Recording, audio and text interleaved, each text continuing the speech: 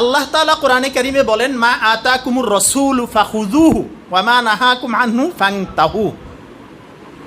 আমার বান্দারা শুনো, তোমাদের নবী মুহাম্মদুর রাসূলুল্লাহ যা নিয়ে এসেছেন, অর্থাৎ যা আদেশ করতেছেন, ফাখুযুহু সেটা শক্তভাবে আঁকড়িয়ে ধরো, ওয়া মা নাহাকুম আনহু ফান্তাহু আর যা তিনি নিষেধ করেন তা থেকে তোমরা বেঁচে থাকো।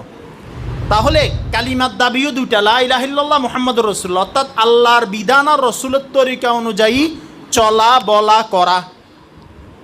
আল্লাহর হুকুম, রসুলের তরিকা, তিনি যা বলেছেন করতে তা করা, যা করতে নিষেধ করেছেন তা থেকে বেঁচে থাকা, এটার নামই শরীয়ত।